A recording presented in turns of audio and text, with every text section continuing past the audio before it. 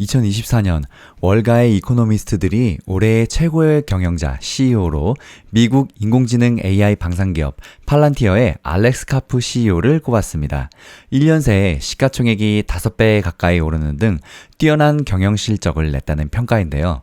반면 도널드 트럼프 미 대통령 당선 1등 공신으로 꼽히며 기업 가치를 끌어올린 일론 머스크 테슬라 CEO는 10위 안에도 이름을 올리지 못했다고 합니다. 트럼프 당선이 운에 가깝다는 판단에 따른 것인데요. 영국 주간지 이코노미스트는 2024년 최고의 CEO 목록을 공개하며 알렉스 카프를 1위에 올렸습니다. 이코노미스트는 올 한 해 팔란티어의 시총이 360억 달러에서 1,800억 달러 이상으로 급증했고 전년 대비 매출 성장이 10%포인트 상승하는 한편 1년 새 영업이익률도 무려 2배가량 뛰었다며 9월 S&P 500 지수에 입성하는 등 팔란티어가 빠르게 확장하고 있다고 평가했습니다. 팔란티어는 2003년 설립한 AI 방산 기업인데요. 미 국방부와 중앙정보국 CIA 등을 고객사로 두고 있습니다. 또한 공동 창업자인 피터 틸은 일론 머스크 테슬라 CEO와 함께 페이팔을 공동 창업했던 일명 페이팔 마피아의 일원이기도 합니다. 틸은 머스크와 친밀한 사이임은 물론 강성 공화당 지지자인데요. 이에 연초부터 AI 붐과 함께 상승 추세를 보이던 팔란티어 주가는 트럼프 당선 후에 더 폭등해서 지난 24일 82.38달러로 창사 이래 최고치를 기록하기도 했습니다. 연초 16.58달러에서 무려 4.97배 정도 오른 수치입니다. 지난해 최고의 CEO로 꼽혔던 젠슨 황 엔비디아 CEO는 역설적으로 지난해 실적이 너무 좋았기 때문에 2년 연속 1위에 오르지는 못했습니다. 주가 수익률을 기준으로 엔비디아는 후보 기업 중 4위를 기록했습니다. 이코노미스트는 엔비디아의 성장은 여전히 빠르지만 둔화하기 시작하고 있다고 지적하기도 했습니다. 한편 머스크는 올해 테슬라와 스페이스X 등 사업체 가치가 90%가량 상승했음에도 10위 안에 이름을 올리지 못했는데요. 이코노미스트는 트럼프와 친구가 된 것은 전략적인 결정으로 미 대선 이후 기업 가치가 크게 올랐다면서도 전쟁, AI 혁명, 트럼프 당선 등 CEO가 통제할 수 없는 운의 영역에 지배적인 역할을 한 사례임을 감안했다고 설명했습니다. 또 다른 기업으로 강력한 후보에 올랐던 기업의 CEO가 하나 있는데요. 바로 연봉 킹인 혹탄 CEO입니다. 얼마 전에도 연봉 탑 클래스 소개해드렸죠. 브로드컴의 혹탄 CEO가 엄청난 연봉을 자랑했는데요. 깡마른 18세 말레이시아 소녀는 미국 명문대인 매사추세츠 공과대학 MIT의 장학금 소식을 듣고 놀라움을 감추지 못했습니다. 그의 부모는 자녀를 미국 대학으로 보낼 만한 돈이 없었기 때문에 소년에겐 엄청난 기회였는데요. 소년은 이후 하버드 경영대학원에도 진학했습니다. 이후 펩시코와 제너럴 모터스에서 재무 고위직을 역임했고 미국 시민권도 획득했습니다. 그는 한 반도체 회사에 합류하면서 글로벌 반도체 업계에 거물로 거듭났습니다.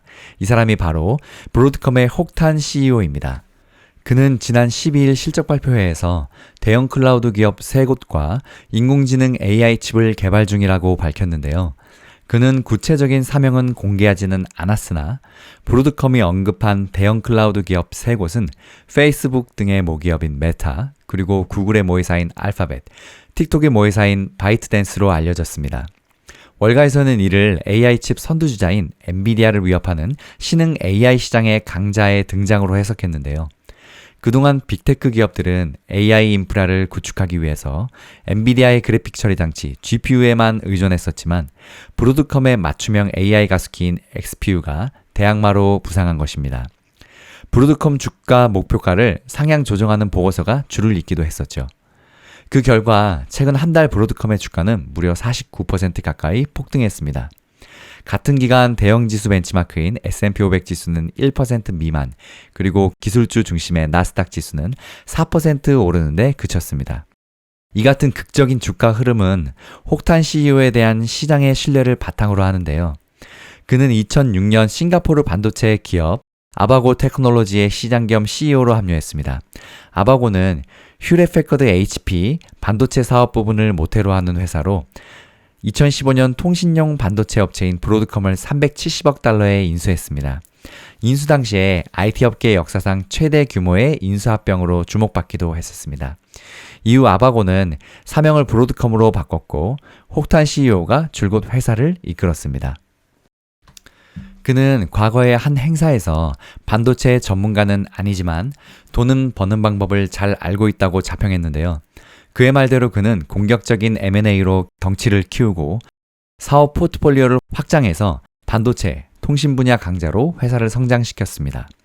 브로드컴은 2017년 네트워크 장비 기업인 브로케이드, 2018년 기업용 소프트웨어 기업인 CA 테크놀로지스, 2019년에는 소프트웨어 기업인 시만텍의 보안 사업부를 인수하기도 했습니다.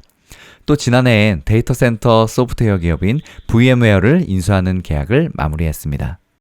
혹탄 CEO는 최근 실적 발표에서도 10년간 M&A는 이 회사의 핵심 전략과 비즈니스 모델의 일부였다면서 우리의 기준에 부합한다면 반도체든 소프트웨어든 훌륭한 자산을 포트폴리오에 추가할 계획이라고 말했습니다. 그 훌륭한 자산은 바로 인수 대상을 계속 찾는다는 얘기죠. 아바코의 브로드컴 인수 당시에 월스트리트 저널은 혹탄 CEO를 언론 노출을 꺼리는 숫자에 강한 사람이라고 표현했는데요. 그의 과거 동료를 인용해서 그는 좀처럼 인터뷰에 응하지 않고 작은 키와 걸음걸이는 마치 불독을 영상시키고 그의 성격 또한 그렇다면서 직원들을 혹독하게 몰아붙이고 마케팅 등에 가능한 적은 돈을 쓰는 것으로 알려져 있다고 평했습니다. 이 밖에도 혹탄 CEO에 대해서 업무 외에는 거의 시간을 쓰지 않고 결과를 말하는 것을 선호한다면서 불확실한 프로젝트에 대한 지출을 억제하고 기존 고객과 수익성이 좋은 분야에만 집중하고자 한다며 말했습니다. 한편 혹탄 CEO를 아바고로 영입했던 사모펀드 실버레이크의 관계자는 그에 대해 대기업을 마치 경영 효율성과 혁신적인 리더십 측면에서 중소기업처럼 운영하는 독특한 능력을 가지고 있다고 말했습니다. 일각에서는 그가 마치 사모펀드처럼 기업 인수 후 비용 절감, 혁신 중단 등으로 수익을 극대화하는 것을 추구한다고 비난하기도 했는데요. 이에 대해 혹탄 CEO는 브로드컴에 대한 가장 큰 오해라면서 우리는 단순히 수익을 수확하는 것이 아니라 제품과 서비스를 개선해서 더 많은 가치를 창출하려는 것이 목표라고 말했습니다. 물론 그의 지난 20년 경력에 성공만 있는 것은 아니라고 하는데요. 브로드컴은 2018년 퀄컴을 상대로 적대적 인수를 시도했으나 그해 3월 당시 도널드 트럼프 미국 대통령이 국가 안보를 내세우며 이를 막는 행정명령을 내리기도 했습니다. 미국 기업인 퀄컴이 싱가포르 기업인 브로드컴에 넘어갔다가 중국 화웨이와의 통신기술 경쟁에서 밀리거나 중국계 기업에 재인수될 수 있다는 우려 때문이었습니다. 불과 4개월 전인 2017년 11월 트럼프 대통령은 백악관에서 기자회견을 열고 혹탄 CEO를 초청해서 브로드컴이 본사를 싱가포르에서 미국으로 이전할 것이라고 설명했는데요. 트럼프 대통령은 브로드컴은 매우 대단한 기업이라며 혹탄 CEO를 위대한 경영자라고 치하하기도 했습니다. 그럼에도 국가안보라는 거대한 벽은 넘지 못했고 혹탄은 본사를 미국으로 이전하고도 원하는 바는 이루지 못했다고 합니다. 이와 관련해서 혹탄 CEO는 퀄컴 인수 실패의 원인을 적대적 인수 시도로 꼽았는데요. 그는 당시 상황을 제대로 파악하지 못했다면서 M&A의 진정하고도 올바른 접근 방식은 우호적이면서도 공정한 협상을 통해 이루는 것이라고 말했습니다. 벌써 70이 넘긴 그는 2028년까지 브로드컴을 이끌 예정인데요. 그는 일하는 것이 무척 즐겁다며 미국 자문업체 에콜라에 따르면 혹탄 CEO는 올해 1억 6,182만 달러를 챙겨서 미 주요 기업 중 최고의 연봉을 챙긴 CEO로 나타났다고 합니다. 2025년에는 어떤 기업들이 또 우리 눈에 들어올지 많이 기대가 되는데요. 언제나 투자 항상 함께 해주세요. 킬링가족 여러분, 파이팅!